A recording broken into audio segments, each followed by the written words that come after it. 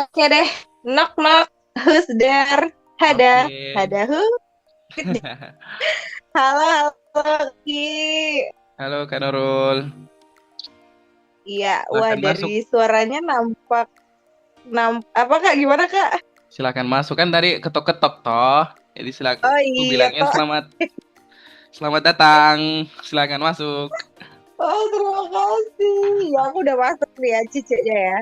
Oke, terima kasih. Aku udah masuk nih ya ciceknya ya. Aku mau nanya dong Kak, kabar kamu gimana deh hari ini? Kabar hari ini alhamdulillah baik gitu. Tapi mungkin karena kecapean kali ya karena hampir beberapa hari terakhir cukup banyak aktivitas. Hari ini kayak ngantuk gitu. Tapi so far secara Hmm, keadaan alhamdulillah sehat sih. Kak Nurul sendiri gimana? Apa kabar? oke. Aku pun demikian ya, tapi BTW ini aku mau terima kasih dulu loh karena dalam keadaan kamu apa sleepy gitu ngantuk tapi masih tetap mau bertotalitas gitu, Masya Allah. Iya, aku sendiri kabarnya juga baik Kak. Jujurly juga sebenarnya sebelum kita tag ini gitu ya, aku sempat terlebih dulu minum tolak angin. Hmm, Masya Allah. Iya gitu. Jadi emang ya usia itu nggak bisa bohong ya kak ya. Jadi iya iya ya iya. dikit-dikit jadi dewasa jompo gitu kan. Oke Ada deh. built-in tolak Oke. angin masuk ya. Iya deh. Boleh dong kontak kami untuk jadi VA. Kalau memang cocok bisa kontak. Bisa datang ke rumah ya. Iya iya. Iya siap. Statue kita ya. Ya Allah. Nah kak, kamu lagi di NTT ya? Masih di sana ya? Masih di NTT. Ini masih di NTT. Masih di NTT, oke. Di tempat kamu sekarang ada kayak bunyi-bunyi dari masjid gitu mungkin Kak? Dari tadi sih sebenarnya ada banyak suara-suara ya dari tadi setelah selesai sholat maghrib gitu ya takbiran pasti. Oh Em, iya. Iya, dan sampai tadi Isya gitu ya, sampai tadi Isya setelah selesai Isya juga. Karena kebetulan tempat tinggalku itu pas di samping masjid, jadi sangat terasa tuh. Jadi kalau umpamanya mungkin nanti pada saat kita tag audio ini tiba-tiba ada suara panggilan-panggilan dari masjid, itu wajarin aja ya guys. Karena memang lokasi tempat tinggal yang Ya pas di itu berarti samping. Masya Allah. Iya aku tadi terkejoet ya karena keywordnya udah ke-spill tuh ya. Apaan tuh? Terkait surat biran, Masya Allah. Jadi ini FYI aja buat teman-teman senang cerita yang lagi mendengarkan gitu ya. Kita kita ini lagi tag audio di H-1 Lebaran Haji banget gitu. Oh iya. Jadi besok itu bakalan Lebaran Haji insya Allah ya kalau umur kita sampai gitu. Amin amin amin. Nah, Kak aku mau coba tanya-tanya dong kalau misal kita ngomongin tentang Lebaran Haji gitu ya. Hmm. Itu tuh kalau dari kamunya sendiri biasa ada nggak sih Kak mungkin persiapan gitu atau ya preparation lah yang bakal dilakukan sebelum akhirnya hari apa Lebaran hajinya itu sendiri gitu. Ya, jadi kalau bicara tentang persiapan Lebaran sebenarnya jadi hal yang menyenangkan sih. Kenapa? Karena kalau ku ingat-ingat lagi apa yang kulakukan dan keluarga kulakukan menuju Idul Adha, memang nggak ada aktivitas. Memang nggak ada hal yang kayak Oh, Masya dipersiapkan. Allah. Memang nggak ada hal yang dipersiapkan secara gimana gitu ya. Tapi karena itu bagian dari perayaan, jadi yang pasti H-1 itu tuh pasti udah prepare untuk masak gitu ya, masak atau makanan-makanan yang memang akan dihidangkan di hari rayanya. Itu akan ada bukan daging-daging ya. Di aku karena dekat dengan laut gitu ya, akan banyak ikan. em, Oh, Masya dan Allah. dan mungkin besok harinya pada saat udah hari raya Idul Adhanya, kita akan datang ke masjid atau menunggu daging kurban datang ke rumah. Gitu sih. Oh, keren, keren, Masya Allah. Nggak Nurul gimana? Apa persiapannya tuh, Dek, khusus untuk menyambut Idul Adha? Kumpulkah dengan keluarga atau Hmm, gimana? Masya Allah. Iya, iya, iya. Ya, kalau ditanya persiapan untuk menyambut Idul Adha gitu ya, biasa kalau di apa namanya keluarga kami sebenarnya juga cenderung sama ya Kak. Maksudnya tidak ada well preparation yang harus dilakukan banget gitu. Tapi sometimes gitu ya, H-1 sebelum Lebaran tuh ada sempat ibu tuh tawarin gitu mau Mm-mm. masak apa gitu kan. Ya mungkin sekedar masak lontong atau gimana gitu. Terus nanti pada saat hari hanya ya juga sama gitu, tinggal menunggu aja pembagian dari daging kurban gitu, Kak. Jadi ya kurang lebih aja lah ya ternyata NTT dan juga Kaltim ya, Masya Allah. Tapi Kak, ini deh Kak, aku penasaran deh Kak, kamu pernah gak ya kira-kira punya pengalaman jadi panpel daripada kurban itu sendiri gitu deh? Mm-mm. Jujur li belum ada, belum pernah sama sekali. Bahkan di aku dewasa gitu ya, di aku dewasa dalam arti mungkin sekitar 5 tahun yang 3 sampai dengan 5 tahun yang lalu, aku baru memberanikan diri gitu. Ini harus digarisbawahi, memberanikan diri, bukan berani ya, memberanikan diri gitu ya, Oke, untuk baik. datang ke lokasi kurban dan memang benar-benar datang untuk memegang gitu ya. Pegang Oh, Masya Allah. sapi kurbannya sebelum si sapi kurban ini dimatikan. Gitu. Jadi memang pada saat itu 3 sampai 5 tahun yang lalu aku datang karena gini, aku paling ingat satu momennya gitu. Di 3 sampai 5 tahun yang lalu aku nggak pulang ke kampung gitu ya. Aku karena Idul Adha memang cukup berbeda gitu ya dari Idul Fitri. Mungkin kayak sense untuk pulangnya kebersamaan dengan keluarganya memang nggak sebegitu tidak sebegitu terasanya ketika Idul Fitri. Kalau Idul Adha kiranya ya nggak apa-apa Iya. deh jauh dari Hmm. keluarga gitu ya. Nah kemarin aku milih untuk pulang kampung ke rumahnya teman gitu, ke kampungnya kawan yang dekat dari Makassar.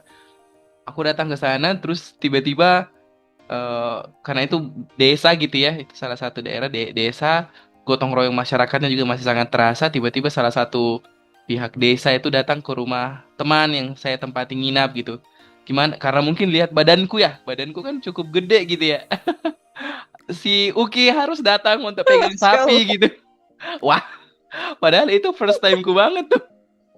Oke, aku beranikan diri lah untuk ke sana megang sapi pada saat dia mau dipotong gitu. Gitu sih pengalaman lucu sih gitu Oh, waktu itu. gitu. Itu first Baik. timeku banget tuh. Tapi kamu bawa kain merah kan Kak ya? Enggak Apa? ada. Tapi kamu nggak bawa kain merah dong ya? Enggak lah. Ya pada saat dipotong mah ya aku apa namanya? Aku tiba-tiba kok ada ya kok bisa ya orang itu se apa namanya se prepare itu gitu ya untuk pada saat Mm-mm. kan kita tuh aku tuh kemarin itu lihat parangnya atau senjata tajamnya itu ke lehernya si sapi gitu. Nggak bisa ngebayangin. Mm. Masya Allah, iya, iya. Iya Kak, menarik sih sebenarnya kalau ngomongin tentang apa namanya pengalaman jadi tukang jagal lah, Mm-mm. mungkin sebagai saksi aja. Oh ya sama tadi kayaknya aku lupa deh untuk jawab pertanyaan kamu apakah kumpul sama keluarga gitu. Dan Mm-mm. ya bener banget untuk feel-nya apa namanya Idul Fitri dan juga Idul Adha itu cukup berbeda ya. Karena kalau Idul Adha di aku personal juga momen kolektif kolegialnya itu nggak sebonding pada saat Idul Fitri gitu. Jadi kalaupun tidak berkumpul pun tidak apa-apa gitu. Mm-mm. Nah, aku tadi sempat ini Kak, penasaran banget kan kamu punya pengalaman ini ya, sempat lah intinya terlibat dalam apa namanya dunia permatian sapi itu. Nah, itu tuh kamu gak ada penasaran gitu Kak, kayak pengen nyoba nih jadi yang tukang sembelihnya gitu. Kalau penasaran gitu ya, kalau penasaran oh, want to try gitu, kayaknya enggak sih. Karena di sini aja gitu ya, di kayak lagi-lagi kan bicara tentang kehidupan ya. Di sini aja di NTT barulah aku belajar gitu bagaimana menyembelih hewan khususnya ayam gitu. Di sini tuh aku kayak jadi tukang jagal ayam karena ya kan Masya Allah. Kak, kita juga di Muslim gitu ya nggak ada anjuran atau bahkan hukum gitu ya ketika ada hewan yang disembelih tidak tidak baca bismillah gitu-gitulah ya. Itu yang jadi itu makanya kalau ada hewan hidup khususnya ayam ya kami khususnya aku yang sembelih sendiri. Nah, tapi kalau sudah hewan yang lebih besar daripada ayam, wah harus dipertimbangkan dan kesiapan mentalnya juga harus baik ya. Gitu. Jadi lebih ke arah gimana ya antara iya dan enggak sih kalau bicara tentang mau coba gitu. Tapi sampai saat ini ketika aku ngelihat kambing aja deh gitu ya, kambing dalam konteks yang masih cukup kecil lah. Kalau sapi mau terlalu gede gitu ya. Kambing aja itu kayak masih Hmm. kasihan gitu gitu sih. Jadi kayak waduh enggak deh kalau gitu. Iya, iya, bener banget lagi Kak. Iya lagi, aku tuh juga ini Kak, apa namanya? Aku sih jujur kalau untuk pengalaman jadi panitianya gitu ya nggak pernah.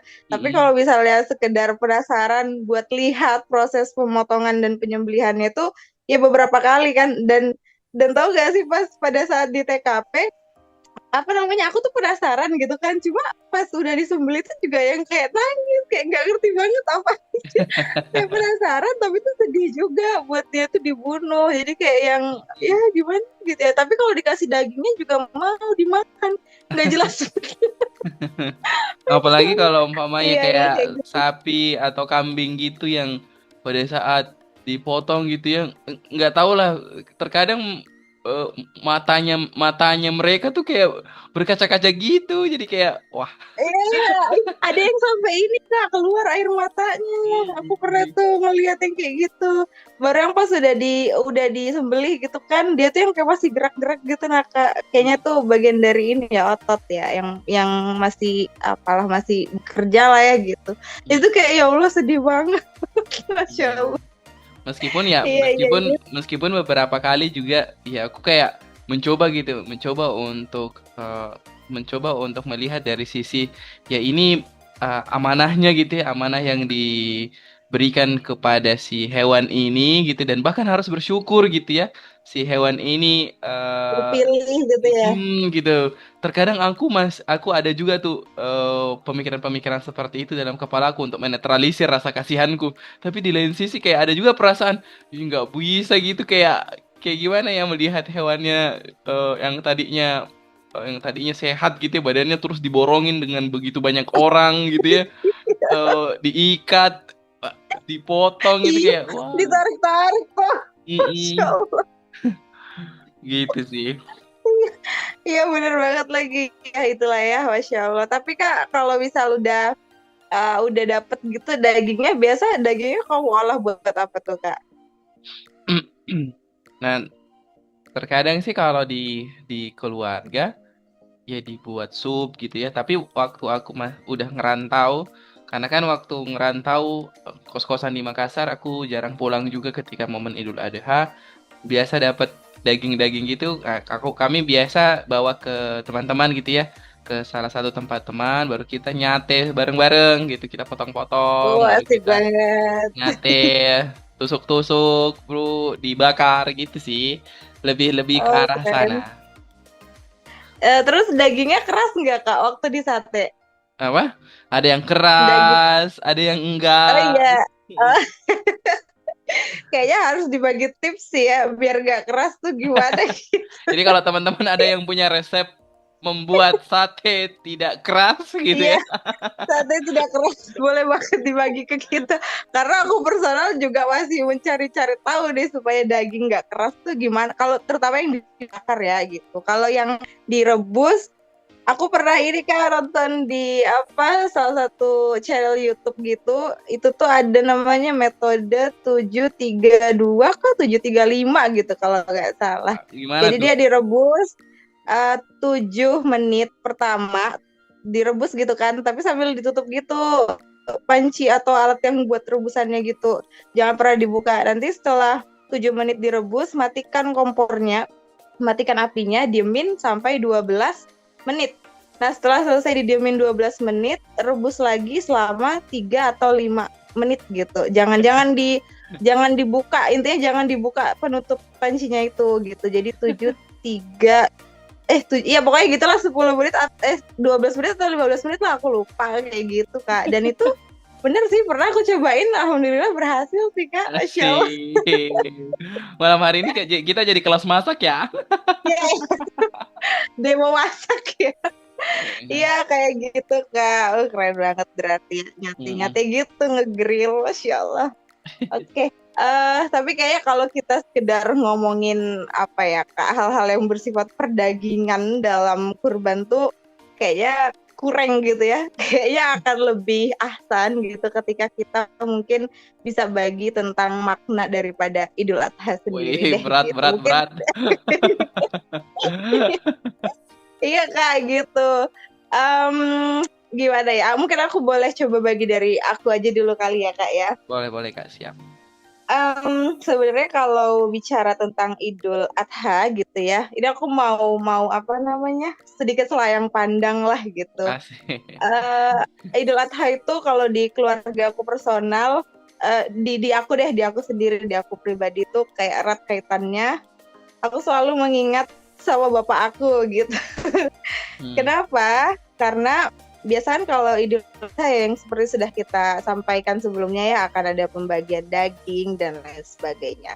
Nah, di keluarga kami orang yang paling doyan banget sama perdagingan duniawi itu bapak Bapak. gitu. Nah, jadi kalau misalnya ada dapat daging atau apa gitu kan, juga biasa kan beliau jadi panitia gitu kan Kak. Jadi ada berapa kantongan kresek gitu nanti yang akan beliau bawa pulang gitu. Dan dari daging yang didapat itu biasanya disuruh tuh aku masak, dan masaknya itu nggak boleh yang gitu loh Kak, kayak sekedar digiling jadi bakso gitu kan, Ya. karena beliau pribadi tuh kurang suka kalau makan makanan bakso itu. Jadi kayak PR banget sih sebenarnya buat aku ya, harus masak yang kayak modelan rawon gitu atau enggak gulai dan lain sebagainya ya, sekalipun masaknya juga pakai bumbu instan aja sih ya. Gitu ya. Itu sedikit selayang pandang. Nah, kalau misal kita apa namanya berbicara tentang makna daripada Idul Adha sendiri gitu ya, nggak tahu ya, aku dari setelah maghrib tadi ngedengar kumandang takbir tuh vibes-nya yang kayak sedih aja gitu, nggak tahu kenapa, aku juga bingung sedihnya gitu.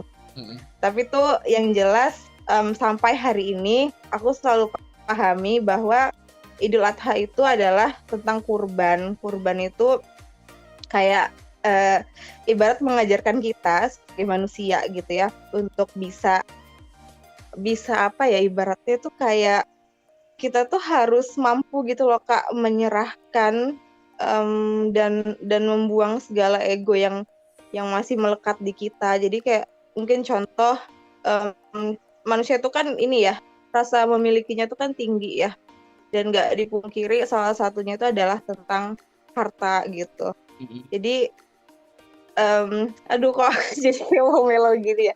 Iya intinya gitu, banyak hal sih sebenarnya, gak cuma harta ya. Intinya tuh kayak mengajarkan kita tentang kesukaan atau kemauan apapun deh yang menurut kita itu sangat berharga banget buat diri kita gitu kan, harus sebisa mungkin tuh kayak diikan dan direlakan. Karena juga kan dulu kalau kisahnya Nabi Ibrahim dan juga Ismail ya, pada saat Nabi Ibrahim dapat mimpi ya kalau nggak salah dari Tuhan buat menyembelih anaknya, itu kan pasti berat banget ya, apalagi beliau kan seorang orang tua gitu. Orang tua mana sih yang mau kehilangan anaknya gitu kan. Mm-mm. Nah, sama juga ketika kemudian Nabi Ibrahim itu menyampaikan mimpi itu ke Nabi Ismail, Nabi Ismail yang sebagai seorang anak tuh bukannya yang menolak gitu, kayak padahal udah jelas nih, apa namanya, nasib dan nyawa lu tuh bakalan hilang, lu kagak ada lagi di dunia ini gitu kan ya. Tapi yang luar biasanya adalah beliau tuh sami'na wa ata'na gitu. Padahal itu hanya sebatas apa ya, kalau dibilang tuh itu kan hanya sekedar omongan ya. Maksudnya evidence mana ini yang membuktikan banget kalau ya oke, kalau apa namanya, mimpinya si bapak ini benar-benar adalah amanah dari Tuhan kan gitu ya. Ya. Tapi ya di momen itu tuh kayak benar-benar mereka berdua, ayah dan anak ini benar-benar patuh banget gitu. Jadi ya itu sih ya, kayak bisa belajar aja dari situ, seberharganya harta ataupun apapun lah itu yang menurut kita tuh suka banget lah kita, intinya gitu kan. tapi itu harus sebisa mungkin kita ikhlaskan gitu, kita relakan untuk Iya. pembuktian cinta tertinggi kita ke Tuhan kita gitu sih Kak. Jadi ya itulah ya Ya.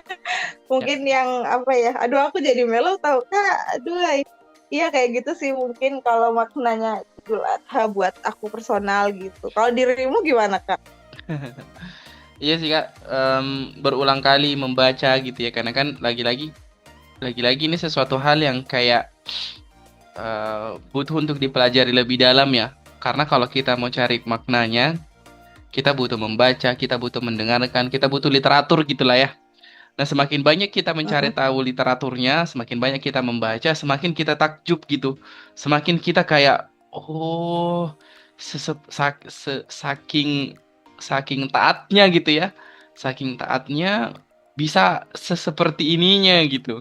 Nah, aku sih sepakat dengan apa yang disampaikan sama Kak Nurul tadi. Ketika kita mau menceritakan ini ataupun mencoba meresapi ini, kita cukup akan emosional gitu ya. Merasa bahwa kita apa sih gitu ya. Bahkan sesederhana kehilangan uang 50.000 aja gitu ya, kita sangat pusing gitu. Betul Jadi betul. kayak ada perasaan ke bawah, wah, gimana gitu. Nah, dari proses ini adalah ada hal gitu yang diceritakan juga tadi sama Kak Nurul. Memang aku benar-benar memahami bahwa em, perintah gitu ya, ketika memang tingkat imannya seseorang itu sangat tinggi gitu ya, kita akan diberi pilihan-pilihan hidup yang semakin tinggi juga tuh resikonya. Dan itu bukan bicara tentang mau mau membuat kita jatuh, tapi itu bagian daripada ujiannya juga kita gitu. Betul Jadi betul betul. eh, apa namanya? Aku semakin memahami kalau kita mau comparing dengan keadaan yang sekarang gitu ya, kita tidak boleh bilang kita kadar keimanannya orang itu tuh ya dilihat juga dari proses ujian yang dilalui oleh orang tersebut gitu. Pilihan-pilihan semakin ribet gitu ya, semakin sulit keputusan-keputusan yang dia ambil, semakin kita diuji dalam konteks kadar keimanannya kita juga gitu. Nah, seperti yang dikisahkan ini gitu, siapa sih yang rela memotong gitu ya ataupun membunuh anaknya gitu? Nggak mungkin gitu. Hmm, Gitu. Jadi kayak itu jadi sesuatu hal yang kayak mustahil sebenarnya untuk dilakukan. Tapi pada kenyataannya itulah apa namanya? Itulah proses iman gitu. Proses menguji iman iman seseorang khususnya Nabi Ibrahim waktu itu, dan beliau tidak pernah berpikir bahwa ini tidak akan kulakukan gitu. Ini akan kulakukan ketika menerima perintah itu. Jadi itu jadi kayak wah, jadi kayak pelajaran. Terus responnya juga nih orang yang memang diberi, let's say anaknya gitu ya. Itu respon itu tuh juga tuh yang jadi menarik, jadi hal yang harus kita pelajari bahwa percaya terhadap pilihan bapaknya, karena pilihan bapaknya itu pasti dikaitkan erat dengan Tuhan gitu. Jadi kayak betul jadi betul. jadi jadi kayak nggak ada keraguan di dalamnya. Mungkin anak-anak zaman sekarang mah kalau disentil, udah nangis gitu ya, udah ngadu sama apa namanya, sama ibunya, sama pamannya, sama nenek-neneknya gitu ya, supaya bapaknya dihakimin gitu, supaya bapaknya dimarahin balik gitu. Tapi enggak gitu, beliau dengan sangat tenang gitu ya, meskipun aku nggak tahu juga bagaimana cerita di buku dan lain-lain sebagainya. Tapi sampai saat ini aku mendengarkan dan membaca, beliau juga tenang dalam menanggapi itu. Bahkan beliau menyampaikan ke Nabi Ibrahim, kalaupun kau mau melakukan itu, tutup tutup mata, tutup wajahku, supaya darahku gitu ya, supaya kau tidak lihat aku dan kamu cukup yakin melakukan itu gitu. Itu kan jadi sesuatu hal yang kayak wah gitu. Itu yang jadi banyak pembelajaran untukku sih sebenarnya, tentang rasa ketika perintah itu hadir, apalagi itu dari Tuhan, dari Allah, tidak ada keraguan di dalamnya dan aku harus melakukan itu. Itu yang pertama. Yang kedua, bagaimana caranya eh, bagaimana caranya kita menyadari kalau ini nih bagian daripada proses menguji kita dan menaik levelkan kita gitu ke dalam ketingkatan yang lebih Betul, tinggi betul. lagi gitu. Oh iya ya. Dan yang paling terakhir mungkin menurutku ya lagi-lagi bicara tentang hal-hal yang kita sayangi, hal-hal yang ada dalam dirinya kita, itu tuh menjadi sesuatu hal yang ketika beliau minta gitu ya, beliau dalam arti sang pencipta, ya bisa saja diambil sebegitu mudahnya gitu. Bisa aja, weh, Uki Hmm, gitu ya, uang yang kau simpan-simpan selama ini untuk pernikahan contoh gitu ya, kau harus aku hmm. ambil gitu ya. Aku mau apa gitu. Jadi itu jadi sesuatu hal yang kayak proses kesadaran diriku gitu kayak oke, aku menyayangi sesuatu yang ada dalam dunia ini, tapi lagi-lagi itu bagian daripada proses menitipkannya juga Tuhan kepada aku dan bisa saja Betul. diambil kapanpun gitu. Gitu. Itu sih. Betul, betul, betul, betul. Iya, ini menarik banget Kak, keren. Ini Kak, apa namanya? Aku tadi sempat mau refleksikan ini Kak. Kan ada tadi statement tentang ujian gitu ya. Mm-mm. Dan plot twistnya kalau dari kisah Nabi Ibrahim dan juga Nabi Ismail itu kan ketika apa si Nabi Ibrahim tuh sudah mau nyembelih Nabi Ismail kan diganti tuh ya sama hewan gitu kan kambing gitu. Nah itu tuh mungkin bisa dibilang ini kali ya Nabi Ibrahim udah berhasil lalui ujiannya gitu kan Mm-mm. makanya kayak yang pada akhirnya tuh happy ending gitu.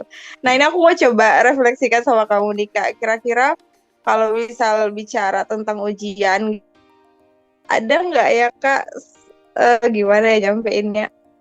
Kan kalau misal kita berhasil lalui itu ya ya happy ending lah ya takdir Tuhan tuh kan dan janji Tuhan tuh kan tidak akan pernah ingkar gitu kan. Mm. Tapi gimana kalau misalnya kejadiannya kita tuh gagal gitu nah Kak ngelewati ujian itu. Tapi ada nggak ya kira-kira kegagalan dalam melewati sebuah ujian?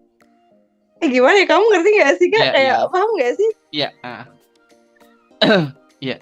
Menurutku ya. Atau gini Kak, atau sebenarnya kita itu sedang tidak gagal, cuma lagi stuck aja. Tapi nanti pada masanya kita akan berhasil gitu lah. Kayak iya nggak sih? Ada aku bingung deh. Gimana deh Kak kalau menurut kamu? Menarik nih, menarik sebagai bahan refleksinya kita juga ya. Di aku Hmm, di aku dalam konteks mindsetku saat ini nggak ada kegagalan. I see, I see. Gitu, nggak ada kegagalan.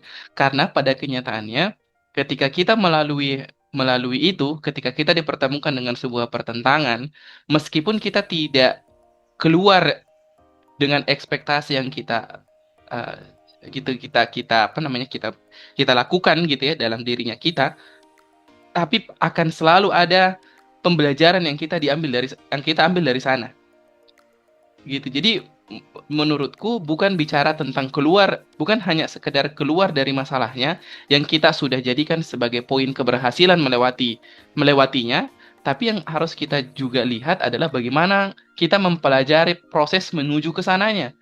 Dan itu sudah jadi keberhasilan tuh. Hmm, Itu sudah jadi hal yang kayak udah better gitu karena ada proses yang kita lalui di sana dan selalu akan ada pembelajaran yang diambil dari proses-proses tersebut gitu.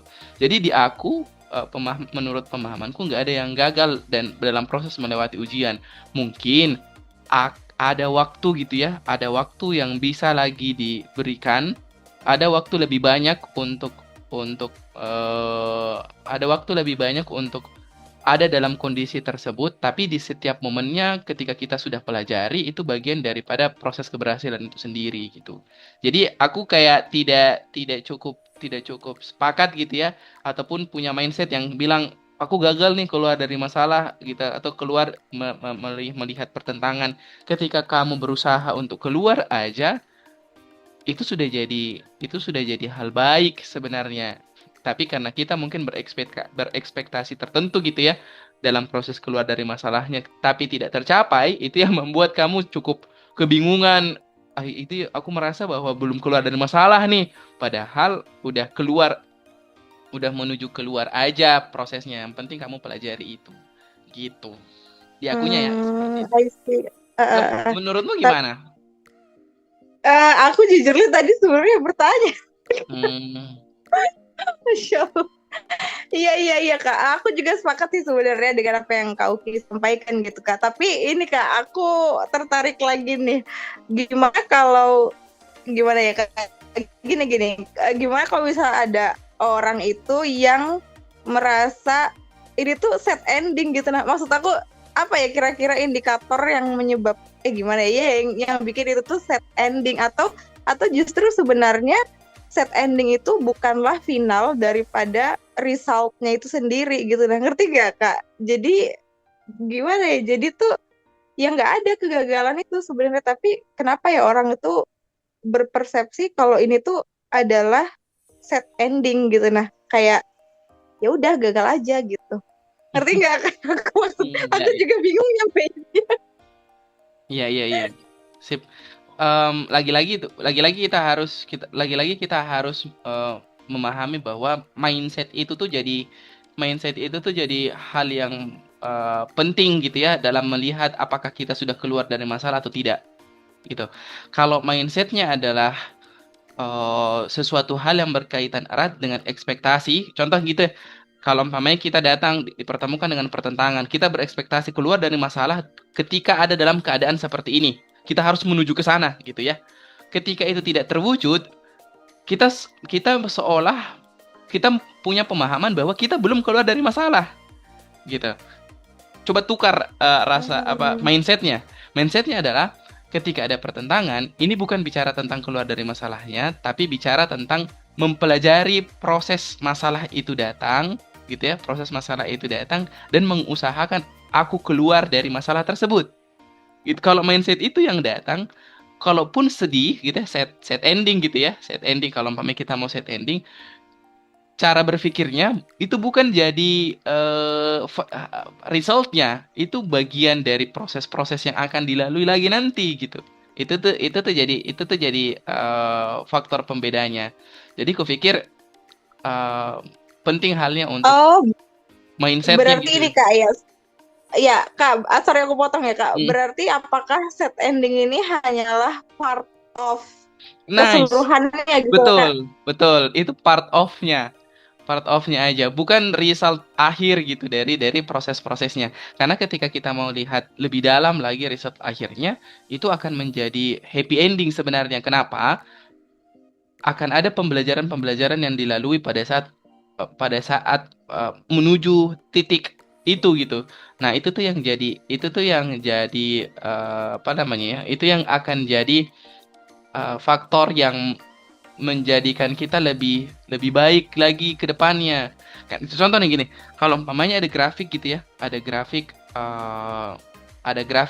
titik satu gitu ya, titik A ke titik B yang naik tuh gitu. Ekspektasi kita dalam menerima pertentangan gitu ya, A ke B yang ke atas tadi itu, B yang jadi hasilnya gitu. Tapi Hmm. terkadang terkadang kita ini nih pada saat tidak sampai di B, tapi sampai dulu di A plus gitu ya. Contoh aku pakai dua variabel Hmm. lagi, A plus tapi masih belum mencapai B yang kita ekspektasikan, kita udah merasa gagal. Padahal masih belum tuh. Gitu. I see, I see. Gitu. Itu sih mungkin yang jadi catatan pentingnya. Lagi-lagi sabar jadi kuncinya. Yang pertama, yang kedua cara sudut pandangnya kita tuh sudut pandangnya kita dalam melihat sudah sampai di mana usahanya kita untuk keluar dari masalah tersebut. Dan yang terakhir, kalaupun ujungnya nanti kita udah, karena kan lagi-lagi kita manusia ya guys. Aku juga merasa Hmm. bahwa pasti akan ada part di mana kita mungkin akan menyerah dengan keadaan, akan ada part ketika kita juga sudah sangat mengikhtiarkan, tapi pun pada kenyataannya tidak sesuai dengan ekspektasinya kita. Sadari kalau apa yang diberikan Tuhan sampai saat ini gitu ya, kita pakai bahasa religius sedikit karena pada kenyataannya itu yang membuat kita tenang gitu ya. Apa yang kita Hmm. hadapin saat ini itu sudah jadi skenario terbaik yang Tuhan berikan kepada kita. Jadi jangan ada Hmm. gagasan negatif, jangan ada narasi, kok kenapa aku yang begini dan lain-lain sebagainya. Stop pemikiran yang seperti itu, hadirkan kesadaran bahwa apa yang kita lalui hari ini, apa yang kita hadapi hari ini adalah skenario yang terbaik yang Tuhan persiapkan untuk kita itu. Titik di situ tuh. Gitu. Hmm. Masya Allah, keren banget ya. Udah kayak narasi-narasi closing. Iya, tapi serius deh Kak, aku tadi merinding tau Kak, kamu ngomong kayak gitu. Dan mungkin ini kali ya, indikator bisa dikatakan itu sudah benar-benar final result itu ketika kita itu bisa merasakan hikmah Ya, dari prosesnya. Kayaknya sih di situ mungkin Kak ya, ya. dan rasaku ketika kita sudah bisa merasakan hikmah itu nggak set ending tahu, sebenarnya itu akan happy ending, kayak lebih ke oh ternyata seperti ini loh, masya Allah, ini loh rencana Tuhan, kayak Hmm, jauh lebih lebih indah gitu daripada hmm, apa yang aku ekspektasikan. Karena kan ya memang nggak bisa dipungkiri ya, terkadang kita tuh lebih memilih cara-cara kita gitu ya, hmm. dibandingkan untuk apa namanya melibatkan Tuhan itu sendiri. Padahal mah sumber apa ya kayak masalah dan solusi itu kan Tuhan yang punya gitu. Nah tapi seringkali kita tuh lupa gitu untuk melibatkan Tuhan di dalam prosesnya itu gitu. Jadi ya itulah kenapa kemudian terasa kayak kok kayak gagal terus gitu dia, karena itu tadi kita masih percaya pada diri kita sendiri yang untuk menyelesaikan masalah ini gitu. Dan rasanya kita sudah punya ya feel seperti itu ya, itu tuh kayak yang bagian dari keangkuhan gitu. Nah Kak, Ya, seakan-akan kita ini super power banget, emang kita siapa gitu. ya. Padahal mah kita ini nggak punya kekuatan sama sekali gitu. Jadi ya itu sih kayaknya sih indikator keberhasilannya banget tuh ketika kita sudah bisa memetik hikmah dari sebuah pertentangan. Hmm, hmm. Iya kayak gitu, masya Allah banget ya. Da- Ngomongin kurban jadi ini ya, apa namanya media refleksi ya, ya. keren banget. Memang Tapi benar-benar dah. aku mau nambahin deh Kak sedikit. Kita Apa mau tuh? kita mau membayangkan sedikit gitu. Andaikan Nabi Ibrahim uh, punya punya ya oke lah, kita kita kita kan manusia gitu ya. Andaikan uh, andaikan Nabi Ibrahim punya kecenderungan untuk tidak mau melakukan perintah Tuhan, itu tuh kan Mm-mm. jadi itu tuh akan jadi kesombongan kan, gitu. Betul, iya betul. Jadi apa namanya? Itu tuh jadi sesuatu hal yang kayak butuh sangat kita pelajari kalau kalau kita tidak mengimani, kita tidak seyakin-yakinnya terhadap itu, kayaknya apa namanya akan jadi tidak baik juga. Makanya penting juga halnya untuk meredakan kesombongannya, memahami bahwa kita ini adalah makhluk yang diciptakan gitu ya olehnya, dan apapun yang memang sudah digariskan khususnya dengan apalagi kalau nabi kan ada juga yang kayak memang lewat mimpi perintah langsung darinya gitu ya. Jadi Mm-mm. jadi sesuatu hal yang kayak tidak boleh diperdebatkan lagi. Nah, itu tuh jadi menariknya karena menghilangkan narasi ego, menghilangkan narasi sombong, itu tuh menjadi penenang juga untuk dirinya kita. Mungkin kalau umpamanya kita mau bawa ke konteks saat ini, aku juga sangat belajar tentang hal itu. Kayak ketika kita mau sombong, ketika kita mau cukup keakuannya sangat tinggi, itu tuh menjadi bahan bakarnya kita untuk merasakan ketidaktenangan. Tapi kalau umpamanya kita Mm-mm. udah mulai berani melepaskan itu, keegoisannya kita, berani melepaskan bahwa ada kesadaran yang hadir gitu. Aku selalu pakai diksi hidup berkesadaran gitu ya. Kalau umpamanya kita Mm-mm. selalu menaikkan narasi hidup berkesadaran, berkesadaran itu ada banyak gitu ya, kayak kita diciptakan olehnya, kita di dunia ini sifatnya sementara, apa yang kita pegang dan milikin saat itu hanya titipan, udara yang saat ini kita hirup adalah sesuatu hal yang diberikan Tuhan secara cuma-cuma dan itu harus kita syukuri gitu. Ketika kita hidup dalam berkesadaran itu tuh selalu akan ada ketenangan di setiap kali kita sadari itu. Jadi kayak menyenangkan aja ketika kita sudah berani melepaskan egonya dan meninggikan rasa kesadarannya. Gitu. Hmm. Masya Allah, cakep. Sama juga mungkin ini ya Kak ya, result daripada pelajarannya apa kisah dari Nabi Ibrahim dan juga Ismail yang sampai hari ini bisa kita rasakan itu adalah tentang menjadi sama gitu. Maksudnya kayak kita sama-sama bisa menikmati daging kurban gitu kan ya. Baik itu dari kalangan manapun deh gitu, kayak Hmm. ya sama aja gitu. Terus juga apa ya? Oh, sama ini deh Kak, mungkin aku mau tanya ke kamu sebelum ditutup. Kayak udah kayak webinar aja. Aku mau nanya nih Kak, kenapa kenapa Idul Adha serentak tapi Idul Fitri nggak serentak? Waduh, mampus kan? Kenapa?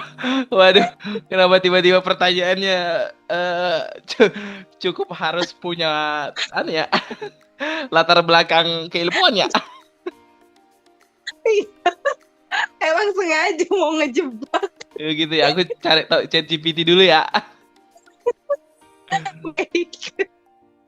Aduh, ya Allah. Iya iya iya, itu PR aja Kak, mau dijawab nggak apa-apa, nggak dijawab juga nggak apa-apa kok gitu. Intinya pesan yang udah kita sampaikan di awal gitu ya, udah tersalurkan nih gitu. Semoga teman-teman senang cerita yang barangkali mendengarkan episode hari ini gitu ya, bisa sama-sama berefleksi dan Ya, juga apa ya, sebagai media perenang lah tentang makna daripada Idul Adha sendiri yep. gitu. Iya sih Kak, karena mungkin juga kan penarikan pemaknaannya gitu ya, pemaknaan masing-masing orang kan mungkin beda-beda ya. Jadi mungkin teman-teman yang kita Betul betul. cerita malam hari ini atau hari ini gitu ya, itu bagian daripada prosesnya kami melihat pemaknaan tentang Idul Adha itu sendiri. Mungkin ada banyak perspektif, ada banyak pemahaman, ada banyak hikmah yang mungkin teman-teman juga milikin. Boleh tuh di-share juga di kolom komentar supaya kita berbagi perspektif dan Ya, lebih kaya lagi gitu, lebih kaya lagi ruang-ruang saling memberi informasinya gitu. betul betul. Mungkin itu tadi ya teman-teman senang yang udah mendengarkan kita sejauh ini. Cailah, Masya Allah. Nggak Jadi terasa ya terus udah di pantengin channel kita. udah di audio ke berapa? Ke 6. Lanjutnya kayak Insyaallah. jadi Siap, siap, aja. siap. Iya itu. Jadi itu tadi, makasih banyak buat teman-teman yang udah dengerin gitu ya. Dan ya sampai ketemu lagi lah barangkali di episode-episode selanjutnya. Dan jangan lupa untuk selalu apa Kak? Selalu apa tuh? Aku Selalu, tiba-tiba nggak konsen lagi. padahal kan bukan tagline ya, tapi asal nembak aja. Selalu Faat. bermanfaat. Oke deh. Betul. Ya, terima kasih semuanya.